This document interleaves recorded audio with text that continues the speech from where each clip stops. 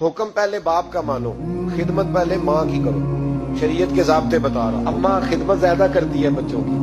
अब मैं अक्सर मिसाल देता हूँ, मैं कहता हूँ जब गले में अम्मा पाउडर डाल देती है ना, बच्चे को नहला दहला के खुशबू लगा के बड़ा प्यारा, उस वक्त वो बेटा भी होता है, पोता भी होता है, भतीजा भी होता है, भांजा भी होता है। और जब पेशाब कर दे फिर किसका है?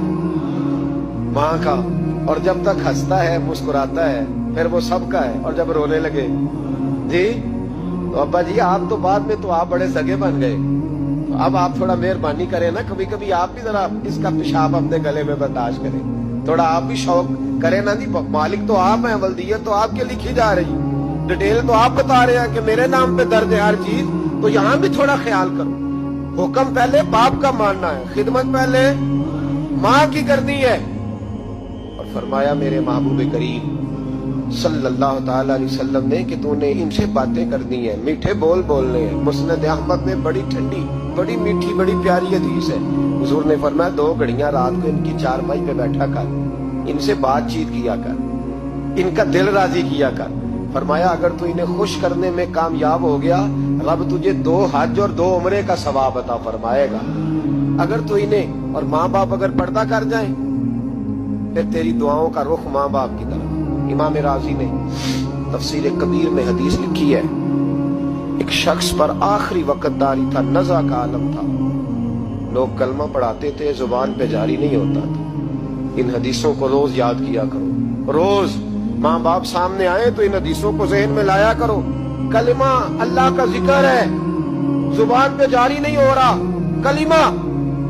लोग महबूब करीम अलैहिस्सलाम के हुजूर है, या रसूल अल्लाह बंदा मुसलमान है पर कलमा नहीं जारी होता। हुजूर ने ये नहीं फरमाया कि देखो लुकनत तो नहीं, कोई मुश्किल तो नहीं, क्या मसला है, दुआ करते हैं फौरन। इमाम राजी ने लिखा है नबी पाक ने फौरन फरमाया पता करो इसकी माँ जिंदा है। या रसूल अल्लाह है, फरमाया बुलाओ। अम्मा आई बड़ी परेशान, 2 गलियां छोड़ के रहती है। फरमाया तेरा बेटा है?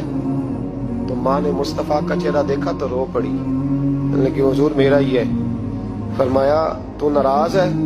अम्मा कहने लगी हुजूर बड़ी नाराज हूँ, इसने बड़े जुल्म किए, बड़ी ज्यादतियां की मेरे साथ। या रसूल अल्लाह सल्लल्लाहु अलैहि वसल्लम बड़ा सताया। बाबू फरमाने लगे चल माफ कर दे, तू माफ करेगी तो रूह निकलेगी, तू माफ करेगी तो कलमा तय्यबा जारी। कहने लगी हुजूर मैं कभी माफ नहीं करती।